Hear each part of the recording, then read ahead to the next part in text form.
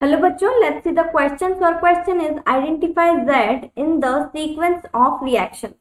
ठीक है, तो हमें क्या करना है, Z आइडेंटिफाई करना है ये जो रिएक्शन दी गई है उसमें। ठीक है, तो देखो रिएक्शन क्या दी गई है अगर हम देखें तो यहाँ पर है हमारा CH3 CH2 CH double bond CH2। ठीक है, इसकी हमें रिएक्शन करवानी है HBr के साथ में, किसकी प्रेजेंस में, H2O2 की प्रेजेंस में। ठीक है, तो हमें यहाँ पर मिलेगा Y।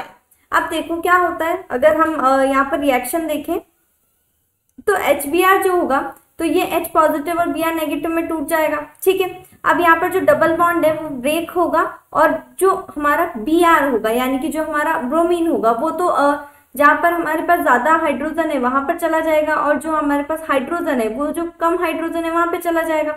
ठीक है, तो देखो इस तरह से बनेगा यहाँ पे CH3 CH2 CH2 bond CHBr।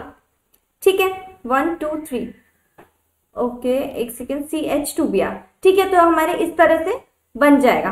अब देखो जब ये जो आता है, जब इसकी हम दोबारा से रिएक्शन करवाते हैं किसके साथ में, C2H5ONa के साथ में, तो हमें क्या मिलेगा, Z मिलेगा। अब देखो यहाँ पर कैसे होगा, जो Br है हमारा यानी कि जो ब्रोमीन है वो तो यहाँ पर निकल जाएगा।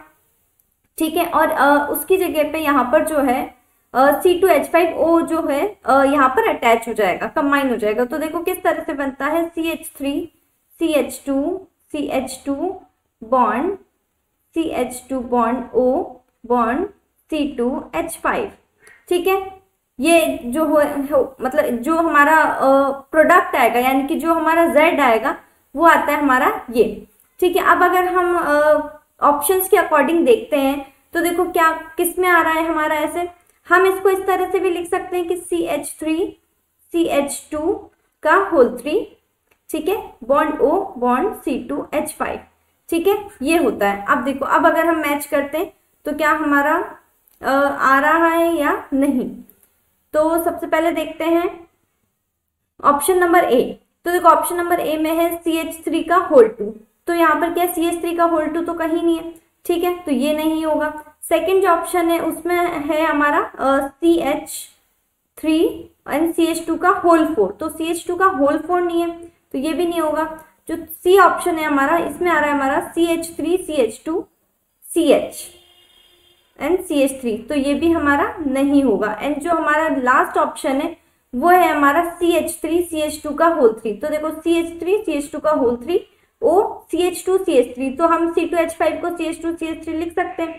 तो ऑप्शन नंबर डी जो होगा वो हमारा फाइनल आंसर होगा। ठीक है, तो हमें जो यहाँ पर यही पूछा गया था कि Z निकालना था, तो जो हमारा प्रोडक्ट होगा Z वो हमें मिल गया है। ठीक है, तो और final answer is option number D. I hope you understand. Thank you and best of luck.